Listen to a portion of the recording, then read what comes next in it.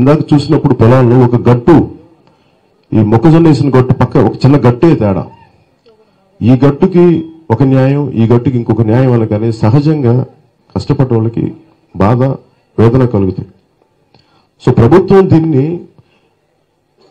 Already చట్టాలు ఉన్నాయి, court తీర్పులు ఉన్నాయి, అసైన్ భూములు కూడా సమానమైన పరిహారం ఇవ్వాలి, సమానమైన న్యాయం జరగాలని. ప్రభుత్వం దీనిని ఏ సమస్యలు ఉన్నాయి ఏంటి ఇవన్నీ పక్కన పెట్టుకుంటే, మీరు పెద్ద మనసుతో కానీ దీన్ని చూడకపోతే ఈ సమాజంలో అసమానతలు పెరిగిపోతాయి. నేను వారిని అడిగాను ఇందాక, పెద్దలు వీళ్ళందరూ ఇంతకుముందు దీనికి రాజకీయంగా నేను అదే అడుగుతున్నాను. అందరూ నేను వచ్చేసి సమస్యకి పరిష్కారం జరగదు, కానీ నా వల్ల జరిగేది ఏంటంటే సమస్య 10 మంది ఎక్కువ మంది దృష్టికి వెళ్తుంది. అలాగే ఇక్కడ ఎమ్మెల్యే ఎవరు కూడా అడిగాను, అధికార పార్టీ ఎమ్మెల్యేని, ప్రతిపక్ష పార్టీ ఎమ్మెల్యేని చెప్పాను. నేనేమన్నానంటే మన గుంటూరుకి వెళ్ళినప్పుడు కూడా మనం ఒకసారి అధికారంలోకి వచ్చాక ఆ ప్రతిపక్షంలో ఉన్న ఎమ్మెల్యే ప్రాంతాన్ని ఒకలాగా అలా కుదరదు. నేను ఉద్దేశం ఏంటంటే ఎవరికై ఏ పార్టీ వారిని కావచ్చు, కానీ అధికారంకి వచ్చాక నేను అందరినీ సమానంగా చూసుకుంటాను అన్నదే. ఇక్కడ మటుకు రాజకీయ లబ్ధి చూడటం జనసేన పార్టీ ఆ దృష్టికోణంలో చూడదు. అందుకని ఇక్కడ ఎవరైనా సరే ప్రజలకి అన్యాయం జరుగుతున్నప్పుడు మీకు అండగా నిలబడాలని ముఖ్య ఉద్దేశంతో ఈ రోజున నేను ఈ సభాముఖంగా ఈ ఉగాది పర్వదినాన ఎందుకు ఉండిపోయానంటే, ఇక్కడ అమరావతి మనకి ఆంధ్రప్రదేశ్ కులాల గొడవలు ఎక్కువ ఉంటాయి. నిజంగా చాలా గొప్ప అభివృద్ధి, విశ్వనగరమైన అభివృద్ధి, విశ్వనగరం కావాలి అంటే అన్ని కులాలకి న్యాయం చేయలేనప్పుడు అట్లీస్ట్ ఆ నడక ఆ దారిలో వెళ్ళకపోతే మటుకు ఈ అసమానతల వల్ల విశ్వనగరాన్ని నిర్మించలేము. ఈ రోజుకి మనం ఈ విజయవాడ నగరానికి వచ్చి నీ కులం ఏంటంటే మళ్ళీ కులం తాలూకు స్పెసిఫిక్స్ విత్ ఇన్ బ్రాకెట్స్ లో రాయాలంటే ఈ కల్చర్ పోనంత వరకు అమరావతి విశ్వనగరం కాలేదు, ఇంకా చిన్న ఆ స్థాయి పట్టణంగానే ఉండిపోతుంది. దీని నుంచి విశ్వనగరంగా వెళ్ళాలంటే మనసులు చాలా విశాలంగా ఉండాలి, మనసులు చాలా గొప్పగా ఉండాలి, ఆశయాలు చాలా ఉన్నతంగా ఉండాలి. అందుకని నేను కోరుకునేది ప్రభుత్వానికి ఏం కోరుకుంటానంటే, మీరు ఏమైతే చెప్పారో మరి గతంలో కూడా చెప్పారంటే మీరు వారికి సమానమైన న్యాయం చేయండి. ఒకసారి అట్లీస్ట్ మీరు కనీసం వారిని కలిసి మీరు వారి గోడు వినండి. అంతేగాని ఇది కేవలం ఒక ఎలక్షన్ తంతులాగా మీకు ఓట్లేస్తేనే మీకు అభివృద్ధి చేస్తాం కాదు. ఇక్కడ మీరు అధికారం చేపట్టింది ప్రజలకి న్యాయం జరగడానికి.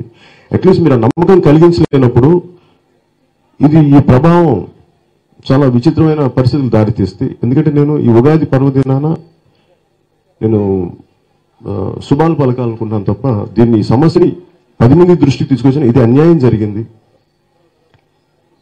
ఇది దళిత భూములకి, అసైన్ భూములకి, ఇది జనరల్గా ఒక 4 తరాల నుంచి చేసుకున్న భూములకి అన్యాయం జరిగింది. ఈ అన్యాయానికి అన్నిటికీ సమానమైన న్యాయం ఇవ్వాలని చెప్పి కోర్టులు చెప్పింది, అలాగే ఎస్సీ ట్రిబ్యునల్ చెప్పింది, ఎస్సీ కమిషన్ చెప్పింది. ప్రతి ఒక్కరూ ఒప్పుకున్నారు. దీన్ని సరిగ్గా తొందరగా సత్వరంగా న్యాయం చేయాలని నేను మనస్ఫూర్తిగా ఆంధ్రప్రదేశ్ ప్రభుత్వాన్ని, గౌరవ ముఖ్యమంత్రి శ్రీ నారా చంద్రబాబు నాయుడు గారిని కోరుకుంటున్నాను. ఇది నేను రాజకీయాలంటే నాకు వ్యక్తులతో గొడవలు ఉండవు, మీకు దయచేసి అది అర్థం చేసుకోండి. ఒక ఏకవచన సంబోధనలు, తిట్లు నేను ఎప్పుడైనా సరే నేను గొడవ పడేది వారి పాలసీ విధానం ప్రజలకి నష్టం కలిగింది. మీ పాలసీ విధానం బాగుందంటే మేము బాగుందంటాం, మీ పాలసీ విధానాలు బాగలేవంటే ఖచ్చితంగా దాన్ని నిలదీస్తాం. అంతేగాని దీంట్లో మర్యాద ఇచ్చినంత మాత్రాన ఒకరికి ప్రో అనో, మర్యాద ఇచ్చినంత మాత్రాన ఇంకొకరికి యాంటీనో కాదు. అందుకే నేను జనసేన పార్టీ ప్రతి ఒక్క శ్రేణులకి నేను ఏం చెప్తానంటే, ఇది పాలసీ విధానాల ద్వారా మాట్లాడిన ఒక పార్టీ ఒక పాలసీ విధానం చెప్పినప్పుడు, ప్రభుత్వం ఒక పాలసీ ప్రకటించినప్పుడు ఆ పాలసీనే మాట్లాడడం తప్ప వ్యక్తులకు తీసుకెళ్ళకండి. ఆ వ్యక్తులకు తీసుకెళ్ళటం వల్ల ఏం జరుగుద్దంటే నష్టం. ఇప్పుడు నేను ఈ రోజున కూర్చొని ఇందాక వారు కూడా మాట్లాడుతున్నప్పుడు వ్యక్తిగా నేను తిట్టడం అనవసరం. ఎందుకంటే మీ సమస్య ఉంది, అధికారం మీ చేతిలో ఉంది, మీ సమస్యకు మీరు పరిష్కారం జరపలేదు, మీరు ఈ పని చేశారు, ఈ మాట ఇచ్చారు, ఈ పని జరగలేదు, దీని మీద మాట్లాడతాను. ఇంకా తప్పదు, మాటలు వింటలేదు అనుకున్నప్పుడు దానికి ఒక సమయం ఉంటుంది. అప్పుడు దాకా దయచేసి అందరూ దీన్ని, జనసేన కార్యకర్తలు శ్రేణులు కూడా దీన్ని దయచేసి అదే విధంగా దీన్ని ముందుకు తీసుకెళ్ళండి. అలాగే ఈ రోజున పార్టీకి సంబంధించిన ఒక స్పోక్స్ పర్సన్ ప్యానల్ని మీకు మన పార్టీ శ్రేణులు పరిచయం చేస్తాయి. వారి ఇప్పుడు ఈ సమస్యకి ఏదైతే లంక భూముల సమస్య ఉందో దీన్ని ప్రభుత్వం దృష్టిలో పడేలాగా నేను ఇక్కడ ఉన్నా,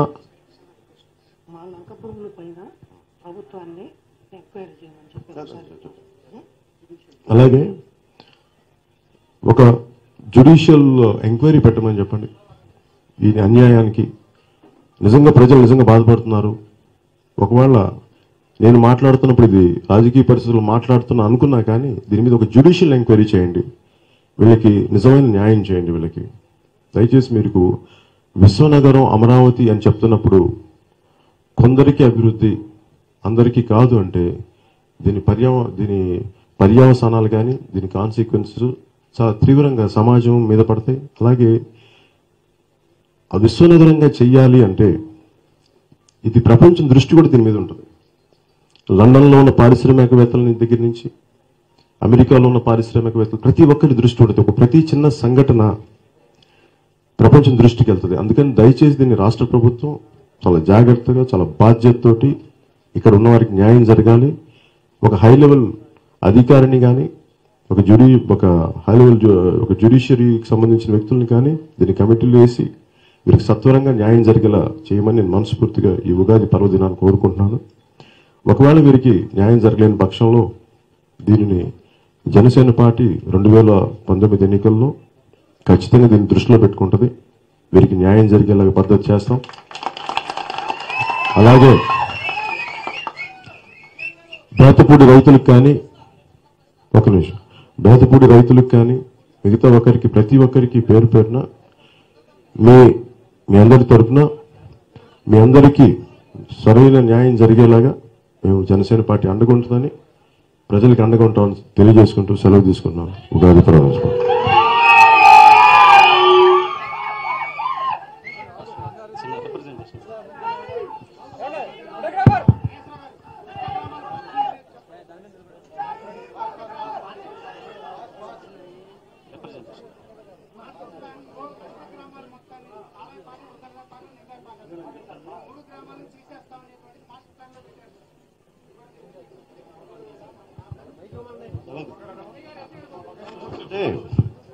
ఇది ఫస్ట్ అందరికీ అర్థం చేసుకోవాల్సింది ఏంటంటే మీరు మాస్టర్ ప్లాన్ అనేది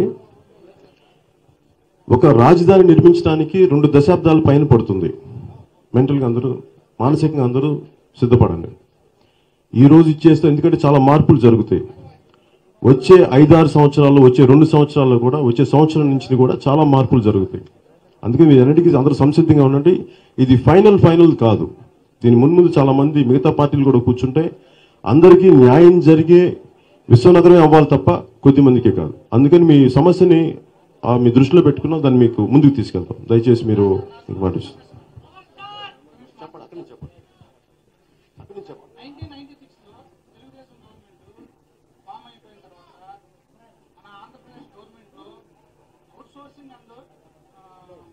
ఇది రాజధానికి సంబంధించిన సమస్య అలాగే నేను సపరేట్ మాట్లాడు. మీరు జర్నలిస్టా? నేను మళ్ళీ మాట్లాడతాను. ఇది జర్నలిస్టులకి మీరు జర్నలిస్టులకి ఇవ్వండి, నేను వారితో మీడియా వారికి ఇవ్వండి, నేను వారితో మాట్లాడతాను. అలాగే మీరు ప్రత్యేకంగా మాట్లాడాలంటే ప్లీజ్ పార్టీ ఆఫీస్లో మన శ్రేణులకి ఇవ్వండి. నేను ప్రత్యేకించి మాట్లాడతాను. ఇది కేవలం లంక గ్రామాల రైతుల సమస్యకు వచ్చాను కాబట్టి దీని దృష్టి మరల్చడం నాకు ఇష్టం లేదు. Thank you sir. Uddandarayanapalem, Lingayapalem, రాయపూడలతనం వినతి పత్రం sir. Just representation sir. Representation.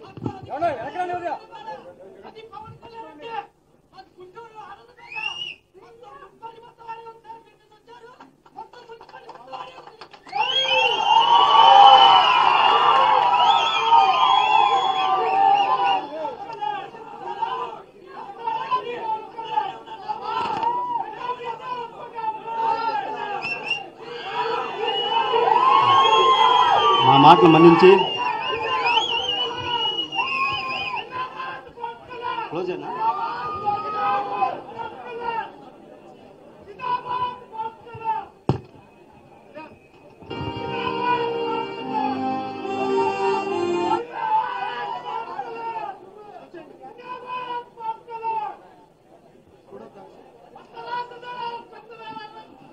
మా లంక భూముల తరపున మేము అడిగిన వెంటే మా కోరికలు మన్నించి ఇక్కడికి విచ్చేసి మాతో పాటు ఉగాది జరుపుకున్నందుకు పవన్ కళ్యాణ్ గారికి, జనసేన పార్టీ అధినేత పవన్ కళ్యాణ్ గారికి మా లంక భూముల 10,000 మంది తరపున హృదయపూర్వక ధన్యవాదాలు తెలియజేస్తున్నాను sir. Thank you very much.